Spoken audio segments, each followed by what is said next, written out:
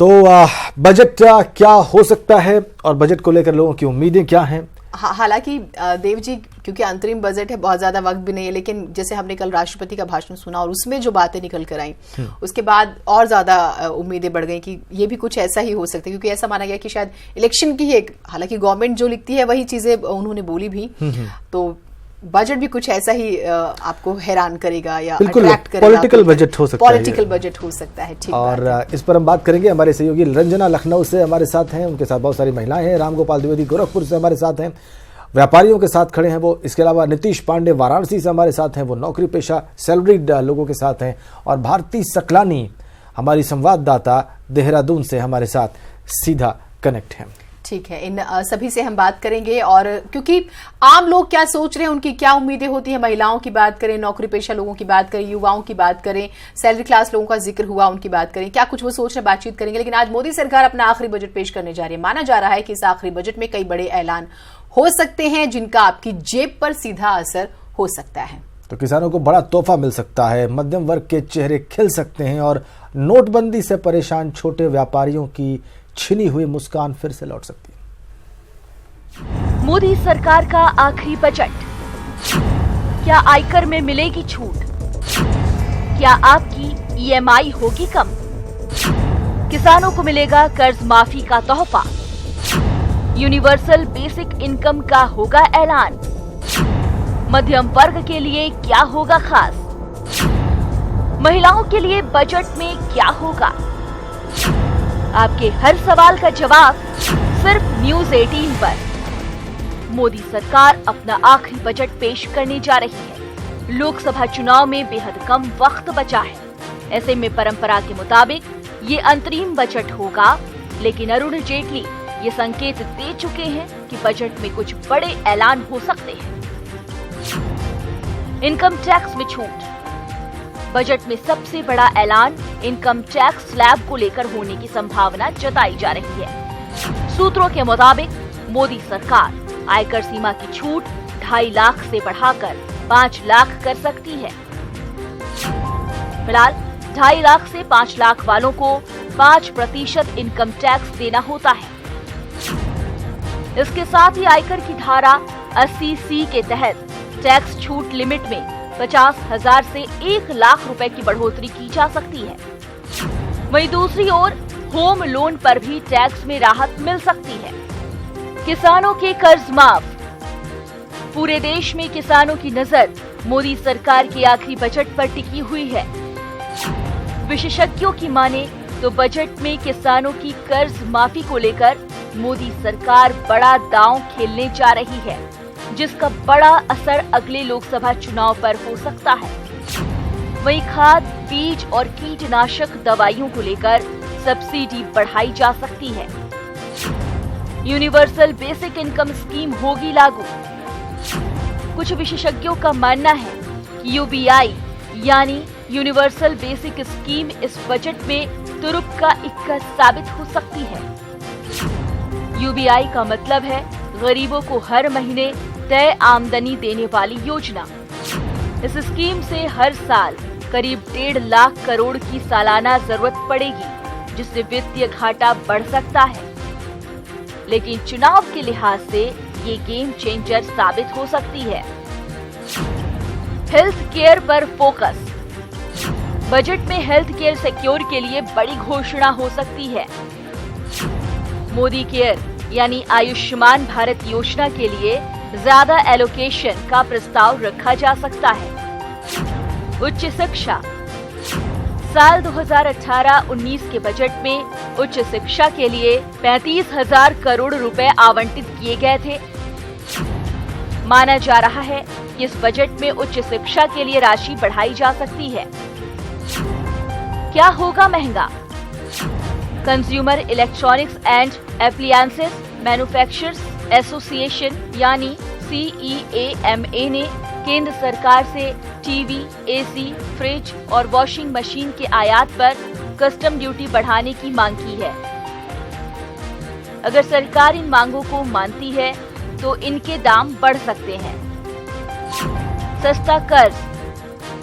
नोटबंदी से छोटे कारोबारी और व्यापारी सबसे ज्यादा प्रभावित हुए थे। उम्मीद जताई जा रही है कि मोदी सरकार छोटे व्यापारियों के लिए सस्ते कर्ज का ऐलान कर सकती है। घर लेना होगा आसान। अंतरिम बजट में मोदी सरकार प्रधानमंत्री आवास योजना का बजट 50% बढ़ा सकती है।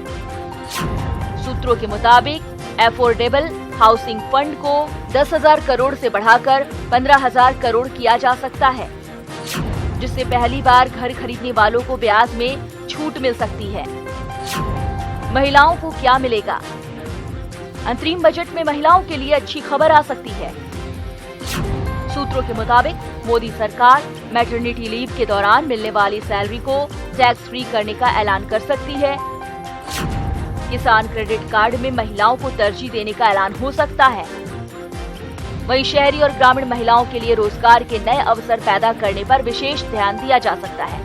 यानी कुल मिलाकर मोदी सरकार का अंतिम बजट कई बड़े तोहफे दे सकता है, लेकिन मुश्किल ये है कि अंतरिम बजट होने के कारण एक तरफ सरकार कोई बड़े नीतिगत फैसले नहीं कर सकती, तो दूसरी तरफ जनता को लुभाने की बड़ी चुनौती भी सामने है। अब देखना ये है कि इन दोनों के बीच सामंजस्य बैठाने में सरकार कितनी सफल होती है।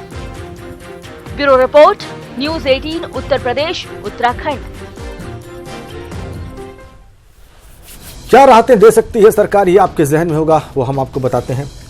होम लोन पर ब्याज में छूट का ऐलान मुमकिन है। आयकर में छूट की सीमा बढ़ सकती है। और किसानों को राहत की नई योजनाओं का ऐलान संभव है। और किसान नाराज थे, जिस तरीके से माना जा रहा था कि सरकार किसानों का खास ख्याल रखेगी। और देव जी, सैलरी क्लास जैसे हम, मैं और आप, क्योंकि हम लोग भी बजट से प्रभावित होते हैं, बिल्कुल, तो वो भी जो है हमारे जहन में है। और अंतरिम बजट क्या होता है, ये एक बार हम जानकारी दे दें। आम बजट पूरे एक साल यानी वित्तीय वर्ष के लिए होता है, लेकिन अंतरिम बजट कुछ महीनों के लिए होता है। सरकार कुछ महीनों के लिए अपने राजस्व और खर्च का लेखा जोखा पेश करे तो उसे अंतरिम बजट कहते हैं।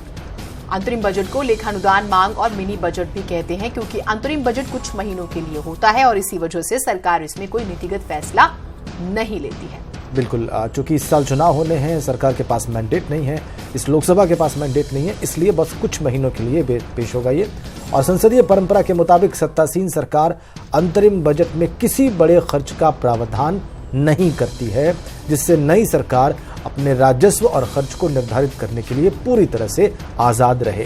चूंकि जरूरी भी है, अंतरिम बजट में ऐसे फैसले लेने से बचा जाता है जिसमें संसद की मंजूरी लेनी पड़ती है, क्योंकि अंतरिम बजट में टैक्स से जुड़े ऐलान नहीं होते, लेकिन इस पर रोक भी नहीं है। बिल्कुल, टेक्निकली टैक्स से जुड़े ऐलान पर रोक नहीं है। लेकिन एक और सवाल, जैसे कि हम जिक्र भी कर रहे थे कि अगर कुछ राहत मिलती भी है तो वो क्या हमें उसका फायदा अभी ही मिलेगा, उसका तो इंतजार करना होगा शायद देव जी। बिल्कुल, यही बात अपोजिशन उठा भी सकता है आज पार्लियामेंट में इस बात को, जब इस पर कोई ऐलान करेगी सरकार, अगर ऐसा कोई ऐलान करती होता है तो। हाँ, ठीक बात।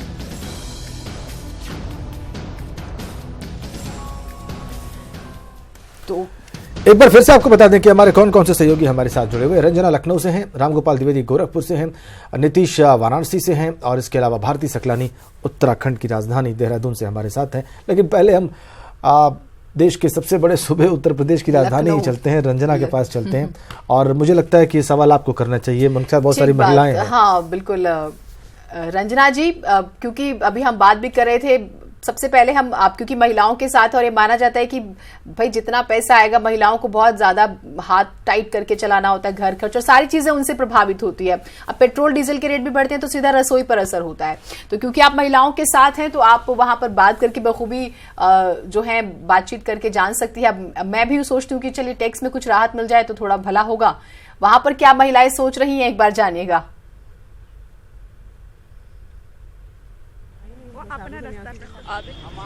जिस तरह से प्रभाव पड़ता है बजट का, गृहिणियां उससे सबसे अधिक प्रभावित होती हैं। और स्वास्थ्य का ख्याल रखना हो, हम पार्क में खड़े हैं लखनऊ के एक, और यहाँ पे सुबह सुबह सबसे बड़ा चीज होता है स्वास्थ्य। उसको अपना खुद का स्वास्थ्य फिट रखती हैं, क्योंकि घर की पूरी जिम्मेदारी इनके ऊपर है। और हम इन लोगों से बातचीत करेंगे कि क्या क्या जरूरतें हैं इस बजट में, आप क्या चाहेंगी कि क्या चीज सरकार आप लोगों के लिए सुविधाजनक हो जो रखे। क्या बोलूं आपसे? हाँ, अब अभी बात करेंगे, आप क्या क्या चाहे मांग करेंगी? हम चाहते हैं बजट में मेन तो जैसे दवाइयाँ हैं बहुत महंगी हो रही हैं इस समय। स्वास्थ्य के लिए विटामिन दवाइयाँ सोचो अपना इलाज करा लें कि बच्चों का इलाज करा लें, सबसे ज़्यादा महंगा तो इस समय इलाज है। बाकी घर की घरेलू सामान भी महंगे हैं। गैस है 100 रुपये कम कर देते हैं 8 दिन में, 8 दिन बाद 100 रुपये बढ़ा देते हैं, फिर कम कर देते हैं। आप क्या सोचती हैं? देखिए, सरकार से तो हमारी यही उम्मीद है कि सबसे पहली बात, सबसे ज़रूरी जो चीज़ है वो इनकम टैक्स स्लैब को और बढ़ाएं, वो जिससे सेविंग्स और ज़्यादा किए जा सकें, और ये बहुत बड़ा मुद्दा है सबके सामने। दूसरी बात ये है कि जो महिलाओं, जैसे इन्होंने कहा कि गैस में, तो जो महिलाओं के नाम से गैस कनेक्शन खासकर उस पर तो कम करें। जैसे पिछली योजना थी उज्ज्वला, उसमें अब ये बार बार बात आ रही है सामने। आप क्या रखेंगे अपनी बात? हम तो यही कहेंगे कि एक तो महंगाई और दूसरी बच्चों की पढ़ाई मार गई हम लोगों को। तो योगी जी से हम लोग ये उम्मीद करते हैं, सरकार से अपेक्षा करते हैं कि एक तो महंगाई को कम करें, जिसमें आम गृहिणी थाली में सभी चीज़ बच्चों को परोस सके और परिवार को परोस सके। दूसरा, पढ़ाई के लिए जो प्राइवेट स्कूलों को उन्होंने कहा था कि जो उनकी फीस है उसको एक जो है लिमिटेड दायरे में लाएंगे, ऐसा उन्होंने कुछ भी नहीं किया। अगर वो उसी को ही दायरे में ले आ पाए तो जो एक बड़ा भाग आएगा जो पढ़ाई में खर्च होता है, उसमें हम लोग कुछ जो है सुख का अनुभव कर पाए। आप क्या सोचेंगी? स्वास्थ्य हो गया, शिक्षा हो गया, आप क्या सोचेंगी? सबसे पहला मुद्दा तो यही है कि इनकम टैक्स स्लैब जो है वो लोअर स्लैब उसको ऊपर बढ़ाए, क्योंकि सेविंग्स नहीं हो पाती हैं। मीडियम क्लास आदमी है हम लोग, बहुत छोटी छोटी ज़रूरतें हैं और बहुत छोटी छोटी हम लोगों की ख्वाहिशें हैं। तो उस ख्वाहिशों और ज़रूरतों में बैलेंस बना के चल पाए, उसके ख्वाहिशें और ज़रूरतों में बैलेंस बनाना बहुत इंपॉर्टेंट। आप मैं तो सबसे आजकल के हिसाब से सबसे इम्पोर्टेंट ये है कि गवर्नमेंट एम्प्लॉयज़ के लिए पुरानी पेंशन जो है वो फिर से लागू की जाए। मैं एनपीएस के बिल्कुल खिलाफ हूँ, क्योंकि ये उन लोगों के लिए बहुत ज़रूरी है। और जीनत, आपने सुना होगा कि एक भी ऐसी डिमांड नहीं है जो जेन्युइन ना हो। सबको थाली में सब कुछ परोसा जा सके, और साथ ही साथ इनकम टैक्स स्लैब ऐसा है कि इसको लेकर के अगर सरकार उस पर पहल करती है तो एक बचत होगी। और गृहिणियों के लिए, जो मैनेजमेंट गृहिणियां करती हैं घर के लिए, सारा कुछ मैनेज उनको करना होता है, पैसे आ जाते हैं, उसी में घर चलाना है। ये बहुत बड़ी जिम्मेदारी होती है। कोई MBA नहीं की हुई है ये लोग, लेकिन उस मैनेजमेंट आखिर में एक जो है महिला उन्होंने कही कि ख्वाहिशों और जरूरतों के बीच की जंग रहती है, और हम हमेशा देखते हैं कि जरूरतें इतनी हावी होती है कि ख्वाहिशें दम तोड़ देती हैं। देव जी, खासकर मिडिल क्लास के लिए। और मिडिल क्लास आप देखिए टैक्सेशन से और इनडायरेक्ट टैक्सेशन से सबसे ज्यादा प्रभावित होता है। और फिर उसी से हेल्थ है, एजुकेशन है, घर है, आपकी थाली में से सब्जियां गायब, दाल गायब, सिलेंडर वैसे ही रुला रहा है। बिल्कुल। और ये वो वर्ग था जिसने मोदी सरकार को सत्ता में आने से पहले प्रचंड समर्थन दिया था। इसलिए हम एक और वर्ग की बात भी करेंगे जो बहुत नजरें टिकाए बैठा होगा कि मोदी सरकार अपने आखिरी बजट में क्या कहती है। वो भी बहुत बड़ा सपोर्टर रहा है मोदी सरकार का। और इसके लिए हम चलेंगे रामगोपाल द्विवेदी के पास, गोरखपुर चलेंगे। गोरखपुर योगी जी का जो उत्तर प्रदेश के मुख्यमंत्री हैं उनका कार्यक्षेत्र भी रहा है। तो रामगोपाल, उम्मीदें बहुत सारी होंगी वहां पर लोगों की, और जो लोग आपके साथ खड़े हैं उनकी स्पेसिफिक क्या उम्मीद है ये भी बताइए।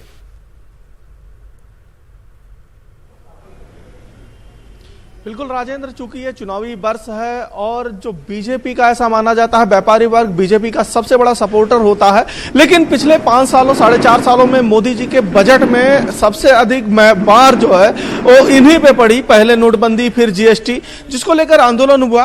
गोरखपुर के कुछ व्यापारी हमारे साथ हैं, सराफा एसोसिएशन के अध्यक्ष हमारे साथ हैं, उन्हीं से जानते हैं। सर, आज अंतरिम बजट एक तरीके से पेश करने जा रहे हैं, फुल बजट तो नहीं है, फिर भी इन बजट से क्या उम्मीद है आपकी? देखिए, व्यापारियों को तो काफ़ी उम्मीद है। जैसे अभी गत दिनों जीएसटी लागू हुआ और जिस तरह से योजनाओं को फिर धीरे धीरे चेंज किया गया, व्यापारियों के लिए सहज बनाया गया, उसको देखते हुए हम लोगों को ऐसा उम्मीद है कि जो अभी जो दायरा 2.5 लाख का है उसको बढ़ा के 5 लाख कम से कम सरकार करेगी। छोटे व्यापारियों के लिए आसानी से ऋण मिल सके, इस पे कदम उठाई भी है सरकार। 5% लोग उसका फायदा भी पा रहे हैं, लेकिन जो स्थिति फायदे की होनी चाहिए वो है नहीं। और सरकार से हमें बड़ी उम्मीद है कि इस तरह की व्यवस्था लाएं कि वो छोटे व्यापारी भी उसमें सहयोग कर सकें। छोटे व्यापारी भी, आप भी व्यापार कर रहे हैं, किस तरीके की और रिबेट चाह रहे हैं आप? आज के तारीख में व्यापारी ये सोचता है कि बस सरकार से फायदा चाहिए उसको। अब ये 5 लाख रुपए के आसपास की छूट मिल जाएगी तो उसका एक बेनिफिट आदमी को ये मिलेगा कि चलो, आदमी सोचता है, पहले सरकारें सोचने लगती कि नहीं 5 लाख की छूट मिलेगी तो आदमी उसके अंदर क्या करेगा, नहीं जो 2.5 लाख की छूट मिलती थी तो आदमी उस पर 1000-2000 टैक्स देता था। आदमी की आय बढ़ेगी ना, वो 5 लाख की छूट में आएगा तो निश्चित है वो अपनी प्रॉफिट 5.5 लाख दिखाएगा, 50,000 में मिलेगा। तो आदमी की प्रॉफिट प्रॉफिटेबिलिटी बढ़ेगी और सरकार की उस पर बढ़ेगा कि नहीं लोग उसमें करके उसमें मामले में आएंगे। तो ऐसी बात नहीं है कि वो चीज़ें नहीं सामने आएंगी। 5 लाख का बढ़ने के बाद में अगर सरकार ऐसा कहती है तो ये समझिए कि व्यापार के हिसाब से ये बहुत बड़ा कदम होगा। यानी कि राजेंद्र जी, साफ है कि अगर सरकार इनकम टैक्स स्लैब में छूट देती है, 5 लाख करती है, तो उससे सिर्फ नौकरी पेशा ही लोगों को फायदा नहीं होगा, उससे जो छोटे व्यापारी हैं उनको भी फायदा होगा। आप बताएं, आपकी कोई स्पेसिफिक मांग हो वित्त मंत्री साहब से? सर, हमारा ये कहना है कि सरकार को जीएसटी से या विभिन्न साधनों से इस समय बहुत अच्छा रेवेन्यू आ रहा है, तो उसकी उसका सीधे उसका फायदा कम से कम पब्लिक को मिलना चाहिए, आम पब्लिक को। और उसमें इनकम टैक्स स्लैब में मैं चाहता हूं कि कम से कम उसमें वृद्धि किया जाए। इनकम टैक्स स्लैब में वृद्धि जरूरी है, क्योंकि इनकम टैक्स स्लैब को लेकर यहाँ छोटे व्यापारी हैं वो भी सोच रहे हैं कि अगर इनकम टैक्स स्लैब में वृद्धि की जाती है तो कहीं ना कहीं उससे उनका व्यापार बढ़ेगा, क्योंकि अभी जो 2.5 लाख की लिमिट है वो बढ़ के 5 लाख अगर हो जाएगी तो जो आम आदमी है। कमाल की बात है रामगोपाल, कमाल की बात है। ये बात महिलाएं भी कह रही थी रामगोपाल, यही डिमांड उनकी भी थी कि टैक्स स्लैब को चेंज किया जाए, इसको ऊपर लेके आया जाए ताकि जो बचत है वो ज्यादा हो सके। और व्यापारी जो है वो भी यही मांग कर रहे हैं। 2 पॉइंट्स और हैं। एक तो हमने देखा पिछले दिनों आरक्षण को लेकर हुआ, 8 लाख तक की इनकम जो है तय की गई कि भाई 8 लाख तक है तो सवर्णों को जो आरक्षण का जिक्र हुआ। फिर ये बात ज्यादा उठ गई कि भाई 2.5 लाख पे तो आप टैक्स ले लेते हैं उसके बाद, और आप 8 लाख तक गरीब मानते हैं। हाँ। तो उस पे एक, और दूसरा ये कि जीएसटी का बार बार जिक्र हो रहा है। तो 20 लाख तक पहले आप उसके दायरे में नहीं आते थे, लेकिन उस लिमिट को 40 लाख किया गया क्योंकि जीएसटी से बहुत नुकसान हुआ। तो शायद यहाँ पर ज्यादा उम्मीद है कि हो सकता है उसको और बढ़ा दिया जाए ताकि छोटे व्यापारी सांस तो ले लें। अभी ये बात हमने सुनी नहीं, इसीलिए मैंने स्पेसिफिक डिमांड पूछी थी। हाँ, शायद मुझे लगता है कि बहुत ज्यादा लोग जीएसटी के साथ प्रॉब्लम ये हुई कि लोगों को बहुत ज्यादा चीजें जानकारी हो ही नहीं पाई सही से। टेक्निकल रामगोपाल के पास एक बार फिर से चलते हैं। रामगोपाल, जीएसटी का जो वर्तमान अभी स्थिति है उसकी, या उसमें जो टैक्स स्लैब्स बने हुए हैं, उसमें भी कोई चेंज आते हैं आपके साथ खड़े लोग?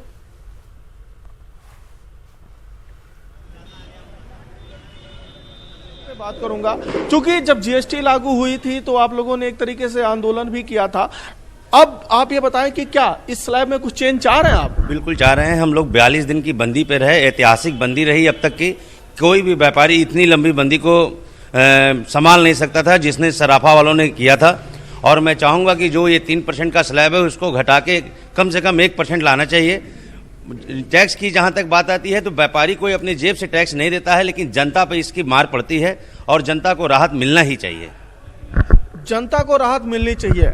आप बताएं कि आज जो वित्त मंत्री जी पेश करने जा रहे हैं अंतरिम बजट जी, इससे आपको क्या उम्मीद है और खास करके जीएसटी को लेकर क्या कहेंगे? जीएसटी से देखिए, व्यापारियों को तो तय है कि नोटबंदी और जीएसटी के बाद व्यापार कहीं से उठ नहीं पाया है। स्थिति ये बन गई है कि सराफा बाजार से 50% छोटे व्यवसायी पलायन कर चुके हैं।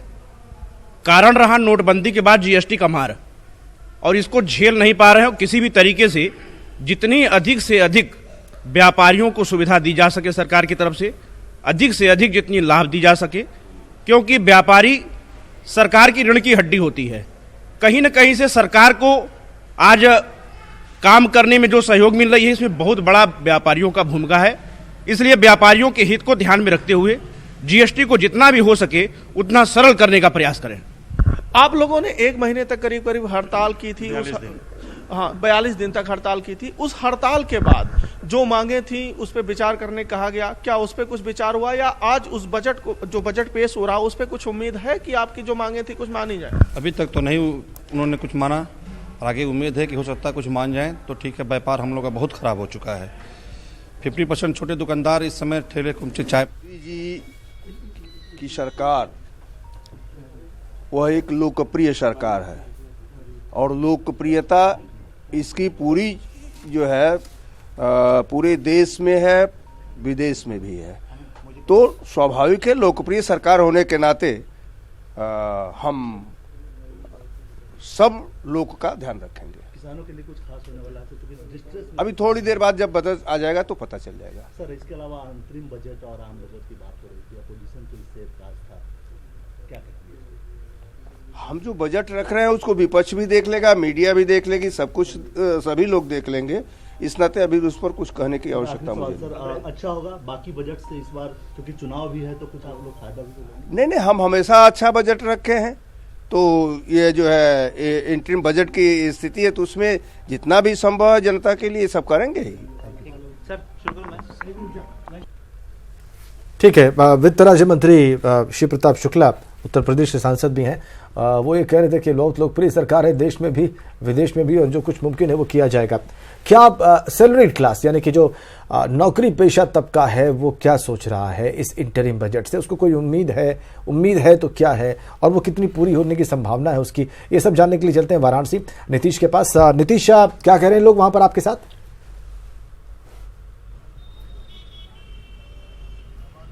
राजेंद्र, ये मध्यम परिवार है, मध्यम क्लास के ये लोग हैं और नौकरी पेशा लोग हैं। ये कमाते हैं और कमाने के साथ ही पूरे माह का जो बजट है वो इनकी कमाई पर निर्भर करता है। तो हमारे साथ कुछ लोग मौजूद हैं, पहले इनसे जानते हैं। राजेंद्र, आज जो बजट आ रहा है सरकार का अंतरिम बजट है, क्या सोचते हैं इसको लेकर? क्या होना चाहिए, क्या हो ताकि जनता के हित में हो अंतरिम बजट? जनता के हित में ही आएगा वो, उसमें बहुत ज़्यादा परिवर्तन नहीं है, क्योंकि इनकी सरकारें जो हैं ये कुछ दिनों की बात है, कुछ दिनों के लिए चला रहे हैं ये बजट में मामला, और उसमें आम आदमी के लिए ही ये चुनावी, इसको कह सकते हैं कि चुनावी बजट है। इसमें चुनाव से ही संदर्भित सारी चीज़ें रहेंगी। और एक बात और जो मुद्दा उछल के आ रहा है कि नौकरियों की जो चर्चा हो रही थी, जिसपे बहुत बहस चली कि नौकरियों में लोगों को कहाँ से, किस तरह से इसको एडजस्ट करेंगे इस बजट को। तो सबसे बड़ी चीज़ है कि नौकरी आज के समय में ज़रूरत है युवाओं को नौकरी की, और उसकी बजट क्या है, इनकी शिक्षा की बजट क्या है, तमाम सारी चीज़ें हैं। बहुत सारी चीज़ें सस्ती भी हुई हैं, बहुत सारी चीज़ें महंगी भी हुई हैं। एक तरह से ये कह सकते हैं कि ये लॉलीपॉप है। अशोक जी, मोदी सरकार का ये आखिरी बजट होगा इस सरकार का जी। चूंकि साहित्य की भूमि रही है बनारस जी, पंक्तियां भी हैं क्या कुछ आपके पास? कभी भी है? मैं ये कह सकता हूँ, जानवरों की चर्चा जब होती है तो मैं सियासत की बात करना चाहता हूँ, प्रतीक में बात कहना चाहता हूँ। जानवरों के माध्यम से मैं समाज की बात कहता हूँ कि सियासत में जानवर को ये पलने नहीं देंगे, कि लठबंधन बना के आए हो चलने नहीं देंगे। तो यूपी में सिर्फ गाय और सांड पलेंगे, कि यूपी में सिर्फ गाय और सांड पलेंगे, हाथी व भैंस को कभी हलने नहीं देंगे। और लोग भी हैं। आप बताइए इस बजट को लेकर भुलक्कड़ जी कि आपका क्या कहना है? कितनी उम्मीदें हैं, क्या उम्मीदें?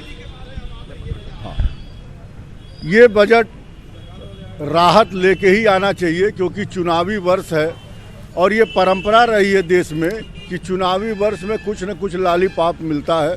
निश्चित रूप से ये सरकार भी अभी तक तो कड़वी दवा ही पिलाती रही, लेकिन चुनाव को सामने देखते हुए मुझे लग रहा है कि जैसे व्यक्तिगत आयकर की सीमा जो आज बहुत कम है, लोग परेशान हैं, महंगाई से परेशान है, 5 लाख तक होना ही चाहिए, ऐसा लोगों का व्यू है। किसान हमारे परेशान है। सर, नौकरी पेशा लोगों की अगर हम खास तौर पे बात करें, आप भी नौकरी पेशा हैं, तो इसमें किस तरह की छूट चाहते हैं और क्या चाहते हैं? कम से कम 5 लाख रुपए टैक्स फ्री होना चाहिए। उसके बाद स्टैंडर्ड डिडक्शन जो सुनने में आ रहा है 40,000 है, वो भी शायद कुछ बढ़ने वाला है। हम उम्मीद करते हैं कि इस बजट में निश्चित सरकार ध्यान देगी। साथ ही हाउसिंग लोन वगैरह जो लिए हुए हैं उनको भी कुछ राहत इंटरेस्ट में मिलेगा। हाउसिंग लोन पे इनकम टैक्स में छूट भी हो सकता है कि सीमा कुछ बढ़ा दे। इन्वेस्टमेंट के लिए भी जो सीमा है 1.5 लाख का, उसको भी बढ़ा के ये आगे कर सकते हैं, और करना भी चाहिए, क्योंकि जनता के बदौलत ही सरकार है और अब चुनाव का समय है, ये सब चीजें जरूरी है। कुछ भुलक्कड़ तो आप हैं, कुछ लाइनें भी याद हैं बजट को लेकर? एकदम आपके सामने 4 पंक्तियां पेश करता हूं निवेदन के तौर पे। अब की के बजट में मोदी जी काम कीजिए, अब की के बजट में मोदी जी काम कीजिए, आम जनता को राहत का कुछ ऐलान कीजिए। अब तक तो कड़वी दवा ही पिलाते रहे आप, अब तक तो कड़वी दवा ही पिलाते रहे आप, अभी लगे झटके से कुछ संज्ञान लीजिए, अभी लगे झटके से कुछ संज्ञान लीजिए। और 4 पंक्तियां निवेदित करता हूं कविता के माध्यम से। किसान बेचारा फटे हाल हो गया, किसान बेचारा फटे हाल हो गया, छोटे व्यापारी आज बेहाल हो गया। अब की के बजट में कुछ तो करिए नेताजी, अब की के बजट में कुछ तो करिए नेताजी। आश्वासन दिए युवाओं को 5 साल हो गया, आश्वासन दिए युवाओं को 5 साल हो गया। जी कुछ और भी लोग मौजूद हैं। ठीक है नीतीश, आपके पास आएंगे और जानेंगे। अभी तो लोगों की बातचीत जो है वो शुरू हुई है, लोग अपनी बात रख रहे हैं और हम देख रहे हैं कि जो प्रोसीजर है देव जी बजट बनने का वो इतना इंटरेस्टिंग है। हालांकि हम कह ही सकते हैं बजट तो बन चुका होगा, प्रिंट हो चुका होगा और अब तो 11 बजे से हमारे आपके सामने आना शुरू हो जाएगा क्या क्या उसमें है, तो वो भी है। भारती हमारे साथ है, भारती काफी वक्त से इंतजार कर रहे हैं। भारती, बजट का बार बार आपने तमाम लोगों को सुना भी और उत्तराखंड वासी क्या चाह रहे हैं ये हम जरूर जानना चाहेंगे और आपकी भी क्या, क्योंकि हम सब बजट जब आता है हम इतना ज्यादा नजर इसलिए भी रखते हैं क्योंकि हम सब प्रभावित होते हैं, किसी एक विशेष के लिए नहीं। तो आपकी खुद की क्या उम्मीदें हैं वो भी हम जानना चाहेंगे।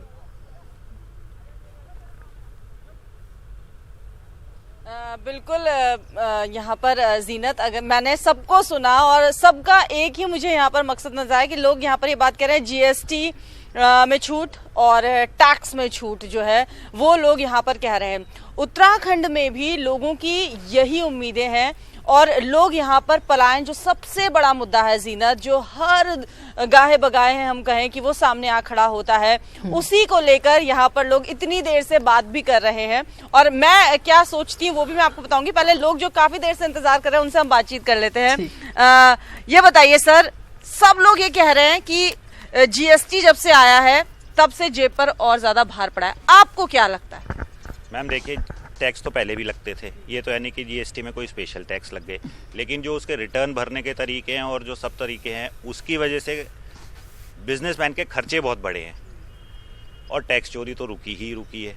तो जीएसटी कहीं से बुरा नहीं है, टैक्स तो पहले भी 35-40% पे देते थे, अब तो 18 और 28% पे दे रहे हैं। ये बताइए उत्तराखंड के लिहाज से अगर हम बात करें कैसा बजट होना चाहिए, क्या सोचते हैं? देखिए पहाड़ी क्षेत्र है जी, यहाँ पे तो छूट ज़्यादा ही होनी चाहिए, प्लेन से ज़्यादा। ट्रांसपोर्टेशन का खर्चा ज़्यादा है, ऊपर सामान पहाड़ों में जाने का खर्चा ज़्यादा है, तो सब तरह से जब खर्चा ज़्यादा है तो जैसे इन्होंने प्लेन में पहले छूट 20 लाख रखी थी दुकानदारों के लिए जीएसटी से बाहर रहने के लिए और यहाँ पहाड़ में 10 लाख रुपए रखी थी, उल्टा ये तो पहाड़ में 50 लाख रुपए होनी चाहिए क्योंकि यहाँ तो मुश्किलें बहुत ज़्यादा हैं ट्रांसपोर्टेशन के लिए। चलिए सर, आप बताइए, इन्वेस्टर समिट हुआ था राजधानी में और उसके बाद खूब सारे यहाँ पर घोषणाएं की गई, पर्यटन के लिहाज से यहाँ पर कहा गया।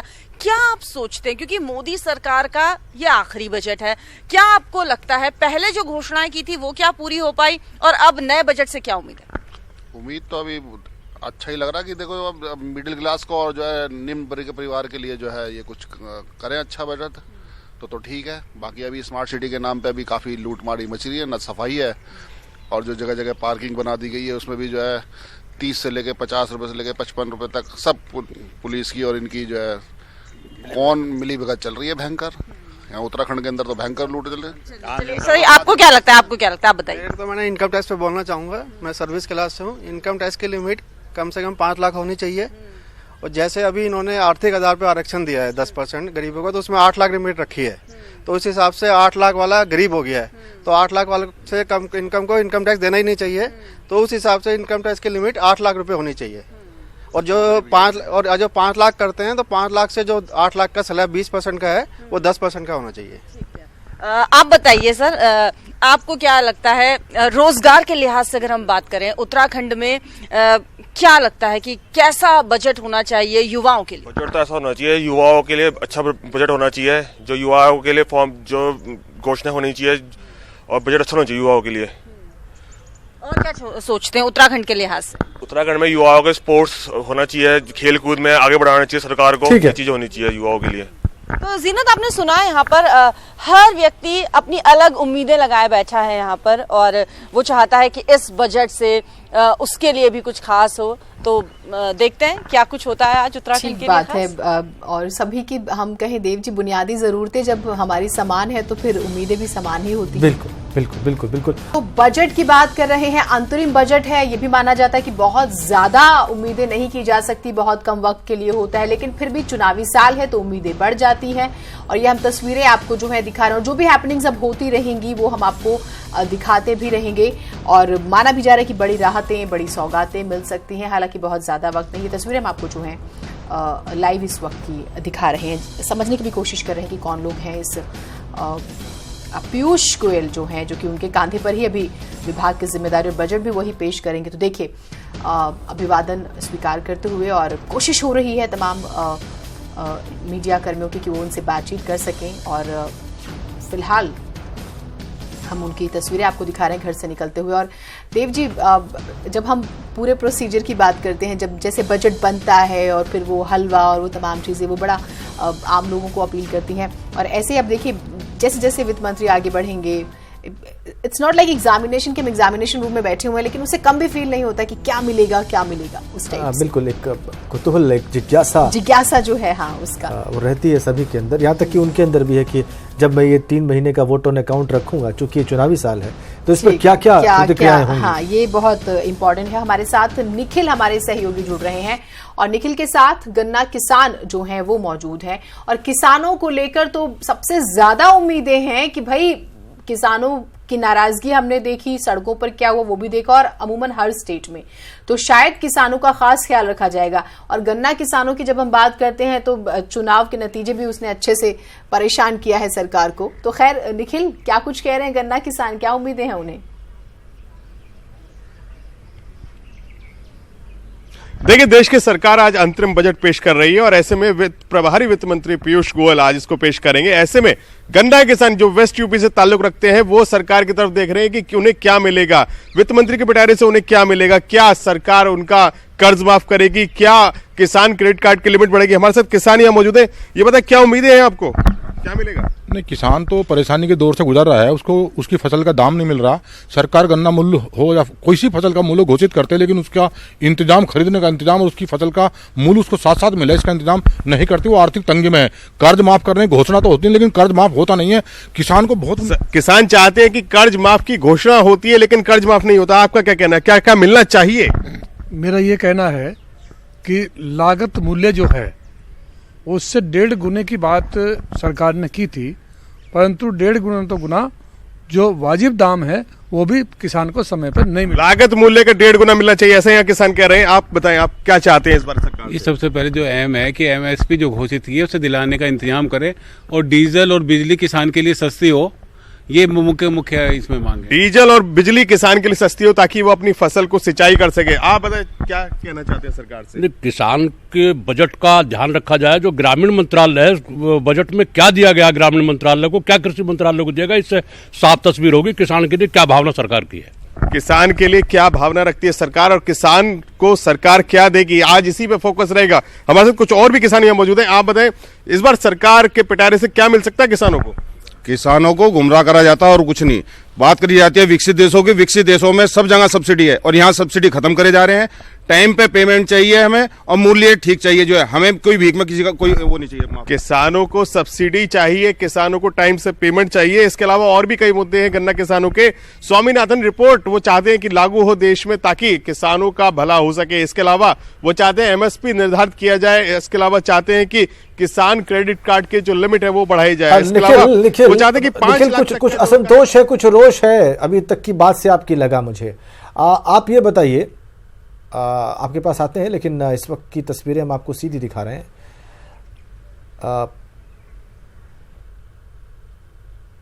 अंतरिम वित्त मंत्री पीयूष गोयल को आप देख रहे हैं और वित्त मंत्रालय पहुंच गए हैं वो अपने घर से निकलकर, और वहां पर वो एक बार फाइनलाइज करेंगे वो जो डॉक्यूमेंट्स उनको प्रस्तुत करने हैं, जिसको पढ़ना है बजट भाषण को, और उसके बाद वो निकलेंगे राष्ट्रपति के पास और फिर पार्लियामेंट हाउस पहुंचेंगे और 11 बजे से बजट भाषण शुरू करेंगे। एक बार फिर से चलते हैं निखिल के पास।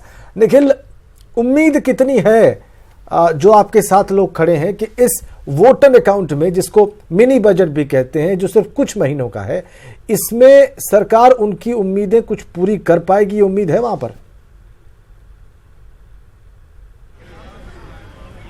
देखिए राजेंद्र, अंतरिम बजट है, कुछ महीनों का ये बजट है। किसानों को कितनी उम्मीद है सरकार के इस बजट से, ये बताएं कितनी उम्मीद आप रखते हैं कि सरकार अपने वादे को पूरा कर पाएगी? देखिएगा बस ये हम तो ये चाहते हैं कि ये जो जितनी बातें कह रहे हैं कहीं ये जुमला साबित ना हो जाए, 1 महीना चुनाव का है, जुमला साबित ना हो जाए, कह दें कुछ भी और मिले कुछ ना, जो कहे वो मिले। आपको कितनी उम्मीदें हैं? सरकार से तो उम्मीद मुझे नहीं लग रही, लेकिन हो सकता है चुनाव आ रहे हैं, इस पे ये कुछ ना कुछ ऐसा जरूर करेंगे जिससे किसानों को लुभाएंगे। हम लोग किसान हैं, किसानों को खेती पे ही सब डिपेंड रहता है, और पिछले करीब 5 साल से ये देखते आ रहे हैं कि ये हर बार कुछ ना कुछ ऐसी चीज कर देते हैं जिससे किसान पे और मार पड़ जाती है। किसान को उम्मीद है, लेकिन चुनाव में कम समय बचा है, इसको लेकर अभी पशुपेश की स्थिति बनी हुई है, आप बताएं। देखिए, अब से पहले जो बजट आए हैं उसमें भी किसानों को कोई राहत नहीं मिली है। किसान, सुनिए, इस बजट से भी, ये चुनावी बजट है, ये भी वही जुमलेबाजी है जो पहले। आप बताएं, आप क्या कहना है? मेरा कहना यह है कि अब से पहले सरकार ने 4 बजट पेश किए हैं, चारों के चारों बजट में किसानों को कुछ ऐसी चीज नहीं की गई जिससे किसान जो है वो अपने आप को सहूलियत। देखिए, वेस्टर्न यूपी के किसानों में असंतोष साफ नजर आ रहा है। सरकार ने जिस तरीके से कर्ज माफी का एक ऐलान किया था उसको लेकर भी किसान परेशान रहे। इसके अलावा जो फसल बीमा था उसको लेकर किसान परेशान रहे क्योंकि उन्हें प्रीमियम ज्यादा देना पड़ रहा था। इस बार सरकार के पिटारे से क्या क्या निकलेगा, इस पर किसानों का फोकस अभी तक बना हुआ है। ठीक, निखिल आपके पास आते हैं। देव जी, पिछले 4 सालों का जिक्र हुआ और देखिए किसानों की आय दोगुनी करने का वादा, और बीजेपी की जब हम बात करते हैं, उस दौरान मैं हरियाणा में काम कर रही थी और मैंने देखा था स्वामीनाथन आयोग की रिपोर्ट को लेकर जो प्रोटेस्ट हुआ, और तमाम जो अभी खैर मंत्री हैं वो अर्धनग्न होकर प्रदर्शन भी करते हैं कि भाई स्वामीनाथन आयोग की रिपोर्ट लागू की जाए। और जब कैंपेनिंग हुआ 2014 में, उस वक्त भी, अभी इस पर बात करेंगे। हरीश रावत क्या कुछ कह रहे हैं, एक बार आपको सुनाते हैं। आपके पास समय कहाँ है? आपके पास केवल उस दिन तक समय है जब तक नई सरकार नहीं आती है। तो कोई आउटगोइंग सरकार नई सरकार पर कैसे अपने बजट को थोप सकती है? यदि आप कुछ महत्वपूर्ण नीतिगत निर्णय लेते हैं तो वो नीतिगत निर्णय, महत्वपूर्ण निर्णय दूसरी सरकार के लिए कठिनाइयां पैदा करेंगे। आप एक अंतरिम बजट के रूप में या वोट एंड अकाउंट के रूप में कुछ बातें कह सकते हैं। उसमें यदि कोई छोटी मोटी ऐसी बात हो जो परिस्थितियों के अनुरूप तत्कालिक आवश्यकता की हो तो वो बात तो जुट सकती है, लेकिन आप उसके जरिए कुछ लंबे पॉलिसी डिसीजन या दूरगामी असर के चीज़ों को सम्मिलित करेंगे तो वो असंवैधानिक और अनैतिक होगा। तो वही बात ठीक है कि भाई अब नई सरकार पर बोझ नहीं डाल सकते, लेकिन वही बात जैसे हम स्वामीनाथन आयोग की रिपोर्ट का जिक्र कर रहे थे, और उसमें देखिए कि पिछले सरकार कहती है कि 2022 से किसानों की आय दोगुनी कर देंगे, लेकिन हमने पिछले पूरे साल प्रोटेस्ट देखा, सड़कों पर किसानों को देखा, और लास्ट ईयर की फिगर 63,836 करोड़ रुपए आपने एग्रीकल्चर के लिए दिए, लेकिन एक और बड़ी बेसिक प्रॉब्लम है कि वो पैसे खर्च ही नहीं हो पाते हैं कई बार, और वो कहाँ कैसे फेलियर जो है उस पर बात नहीं होती। रंजना के पास एक बार फिर से हम जाएंगे। रंजना जी, अब हम देख रहे हैं कि काफी महिलाएं जो हैं आपके साथ हैं, तो वो क्या कुछ कह रही हैं? अगर आप मेरी आवाज सुन पा रही हैं तो उनसे बात कीजिएगा। रसोई का जिक्र हुआ, सिलेंडर को लेकर जो हमने स्थिति देखी, और सब्सिडी, गैर सब्सिडी, और सिलेंडर महंगे ही होते चले गए जब लोग एनालिसिस करते हैं अपने लेवल पर, तो क्या कुछ महिलाएं और कह रही हैं?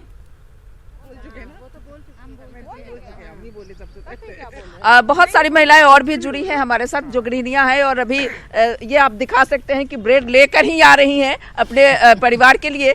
तो क्या आप क्या कहेंगी, और सरकार से आप बजट में क्या मांग रखे रहेंगे? मेन तो मेरा मेन कंसर्न था मेडिसिन को लेके, जो कि दिन ब दिन बहुत ज्यादा महंगी होती जा रही है, और जो जेनरिक के लिए कहा गया तो उनके स्टोर इतने कम खुले हुए पता ही नहीं चलते कहाँ पे हैं, और वो मेडिसिन जो रोज डेली मर्रा में यूज होती है वो जेनरिक में मिलती ही नहीं है ना। स्पेशली क्या होता है कि महंगी एक दिन की दवा हम अपने मम्मी पापा, या अब तो हम लोग भी खाने लगे इतने प्रेशर और टेंशन में, इतना हम लोग भी वो सब बीपी और ये सब की मेडिसिन खाने लगे। आप क्या कहेंगे? आप साधु संतों के बारे में, उनकी पेंशन नहीं होनी चाहिए, क्योंकि इनको क्या है, किसी चीज की लेडीज को जो घर के काम में लगे इतना पैसा खर्च करती हैं, उनको जरूरत है आज पैसा, उनको जरूरत है पेंशन की, और साधु संतों को क्या है खर्चा उनका। उनको तो बहुत इंपॉर्टेंट बात कि गृहिणियां इतना त्याग करती हैं, काम करती हैं, इनको पेंशन मिलनी चाहिए, ऐसी मांग भी रखी। साधु संतों के लिए कोई बहुत ज्यादा प्रावधान ना हो, इनको इस बात की आशंका भी है। नीतीश के पास चलते हैं बहुत जल्दी से। Nitish, salaried class tax slab में चेंज चाहता है, और क्या दूसरी सबसे बड़ी डिमांड है? बहुत जल्दी से पूछिए।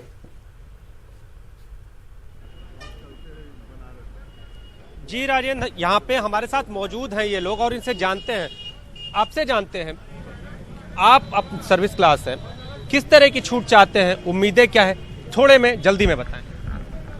इस जीएसटी से और इस बजट से कम इतना राहत मैं एलआईसी में नौकरी करता हूं, इस नाते जरूर चाहता हूं कि जो पार्टी के ऊपर जो हमारे ग्राहक है उनके ऊपर जो जीएसटी का बोझ पड़ रहा है, इससे निगम का व्यवसाय भी प्रभावित हो रहा है और उससे बिजनेस भी नहीं हो रहा। इस नाते मैं ये जरूर चाहता हूं कि इस बजट में जो जीएसटी लगा हुआ है उसके ऊपर, इससे कुछ राहत मिले, सर्विस टैक्स से कुछ राहत मिले। एलआईसी बहुत स्पेसिफिक बात कर रहे हैं, वो एलआईसी की बात कर रहे हैं सिर्फ नीतीश। चलिए ठीक है, उन्होंने अपनी बात कह दी। अब हम भारती के पास चलेंगे, और चूंकि भारती उत्तराखंड से रिपोर्ट कर रही हैं, पहाड़ी राज्य है, इसलिए भारती बहुत सारी बातें वहां के लिए स्पेसिफिकली लोग चाहते होंगे। कुछ बातें हमने सुनी है, अगर कुछ बाकी रह गया हो तो बहुत जल्दी से बताइए।